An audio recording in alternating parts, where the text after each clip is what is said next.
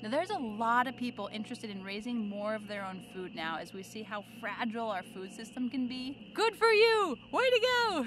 But I've also seen and heard a lot of talk about how chickens are so expensive and it's way more expensive to raise your own chickens for eggs than it is to just buy them. But for me that has not been the case. So I want to show you the 4 things I'm doing that are making my chickens earn me money on the homestead and not cost me money. I feel like that could be a Chuck Norris joke or something. I don't pay for my chickens pay for me.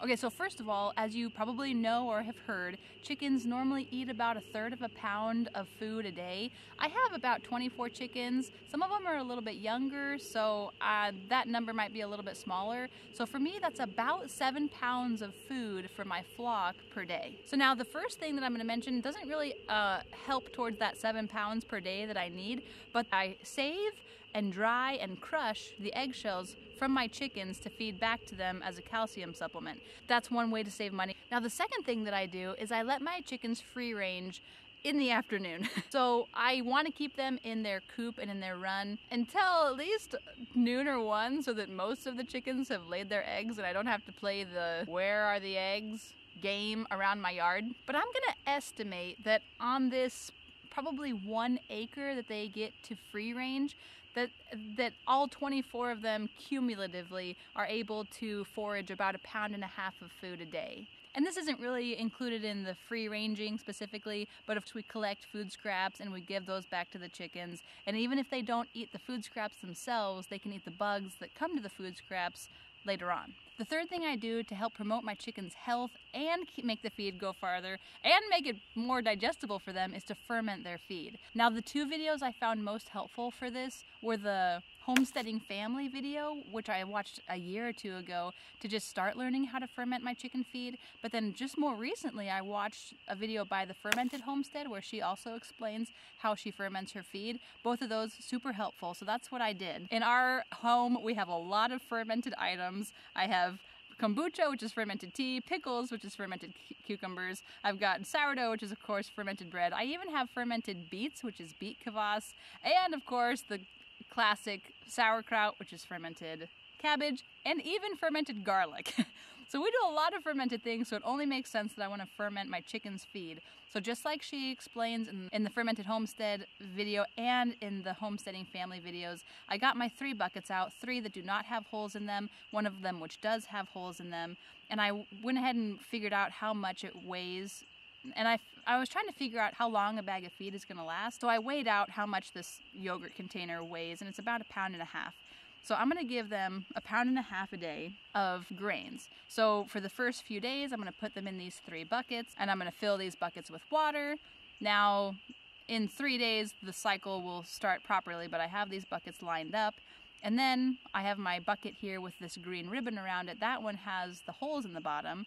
So I have my little army of buckets here. Now, as I've gotten in the rhythm of fermenting the feed, I'm going to grab the day 3 bucket and I'm going to drain it in the bucket with holes. That's what I'm going to feed to the chickens, and then I'll shift the buckets over and give them a stir, and I'll start a new bucket with new scratch grains. These are the scratch grains that I'm using. I don't need a lot of protein in them, and I'll explain why soon, but I prefer the scratch grains because they soak and ferment a lot better than the pellets or the crumbles. Now we're at day 3 or 4.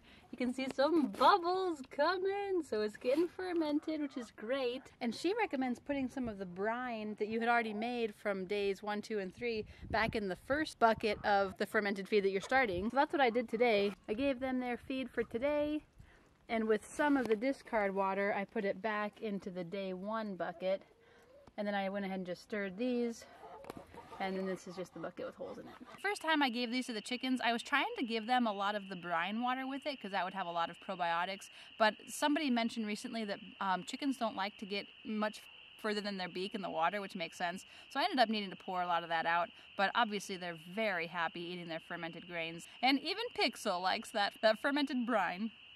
I'm fermenting about 1.5 pounds of feed, but really that's going to expand and be more digestible for them. So I feel like it equates to more than 1.5 pounds.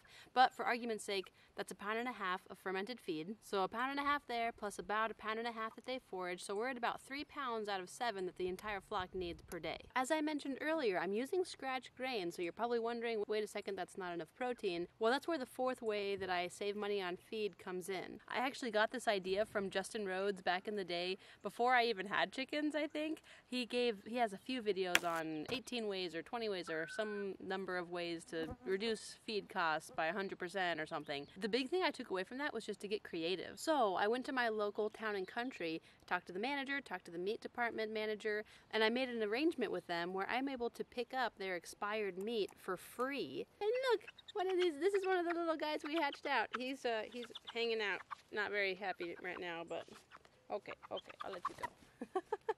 So every week I stop by. Sometimes they have meat, sometimes they don't. Bring it home, freeze it, or give some to them that day. And then I thought for the next time that I need meat for the chickens. So right now we have a freezer pretty much dedicated to this, and I'm able to give them about 4 pounds a day. So when I first started brainstorming this video, it occurred to me, wait a second, is it legal for me to get free meat from grocery stores and for them to just give it to me? Is she allowed to do that? But after a quick Google search, I was encouraged that yes, businesses do that, and yes, they're realizing that just because something says on a label that it is best by a certain date doesn't mean that all of a sudden it's rancid the day after. So my goal is to feed my flock of chickens approximately 7 pounds of feed per day, and all that I need to buy is one 50-pound bag of scratch grains per month. Right now, that's running about $18, $16 or so, but even now at the very beginning of spring, my flock of about 11 layers, soon to be 14 layers, is giving me 4 or 5 eggs a day. It's not awesome yet, but even with only that amount of eggs, that's easily 30 dozen eggs per month. And with eggs being the price that they are, that's way over the $18 that I'm spending in their feed. So my setup might not work exactly the same for you as it does for me, but I just encourage you, like Justin Rhodes does and like many others do, is just to get creative. I mentioned this in a video sometime last year. You just have to kind of evaluate. Are you able to put more time into it, or are you able to put more money into it? Because if you're able to spend more money on grain or whatever, then that's one thing. But the way that I do things, I'm trying to do it low cost, but that does mean more work. I have to take all the food scraps that I get from the grocery store out of the packages and take care of all that trash and take care of picking up and freezing the meat. But to me, that's definitely worth it to have my chickens paying me. Thanks. I hope you enjoyed. If you did, like it down below, and we'll see you next time.